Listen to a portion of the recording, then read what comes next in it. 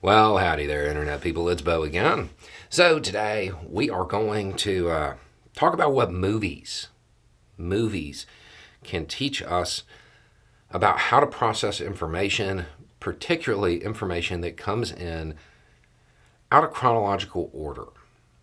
Because we have a habit as humans to take a piece of information and use that as our basis, the first piece of information we get, and then everything else we try to fit it in. And that's not always the best way to do it. Sometimes the timeline completely disrupts whatever it is you believe happened when you get all of the little pieces of information. You ever see a movie that you don't get a critical piece of information until the very end? You know, a movie with a big twist at the end. Think The Usual Suspects.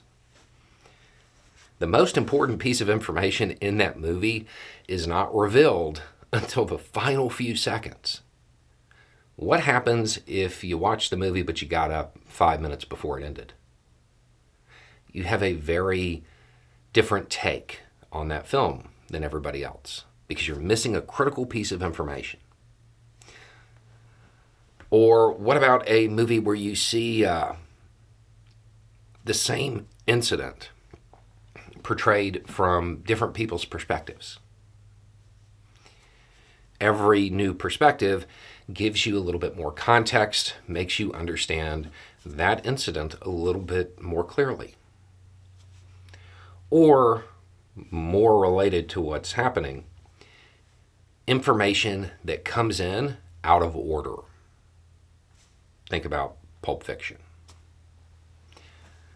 Okay, so what we're going to do is we're going to go through the Wagner coup attempt thing, and we're going to talk about it as the information came in, and then we're going to add the final pieces of information to put everything into context.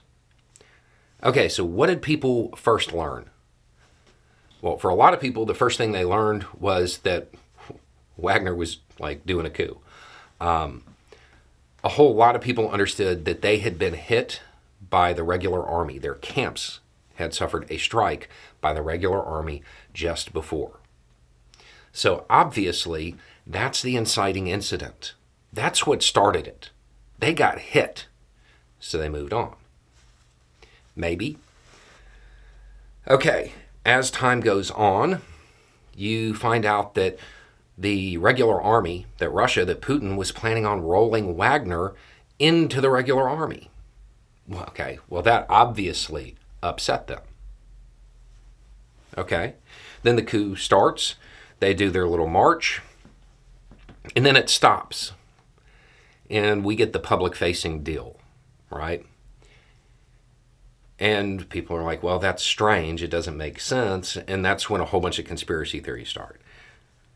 Okay, then we get some news that isn't dramatic, so it doesn't get coverage. And people don't plug that piece of information in. U.S. intelligence said that they were aware of the uprising plan weeks in advance. What does that mean? The artillery strike is not the inciting incident. The strike on the camps was not the inciting incident. The plan might have incited the strike, right? That might have been Russia's response to finding out. Because while Russian intelligence has definitely been lacking lately, their counterintelligence, it is still top tier. So Russian intelligence knew about it at least when the U.S. did, maybe even before, probably even before. So that accidental strike, well, maybe that was on purpose. Maybe the boss of Wagner was right because it was targeting him or his command or just sending a message. Maybe the order to roll Wagner in to the regular army, that was also because they found out they were planning an uprising. That little bit of information changes what started it, the inciting incident. Now you have to wonder why they were planning it, right? You can draw your own conclusions. But from there, you follow the story along again. There's the strike, the roll-in, the march. Then they stop and change their mind. There is information now suggesting that Russian counterintelligence, well, they knew where the family members of all the leadership were. And that might have been a deciding factor in what the leadership decided to do.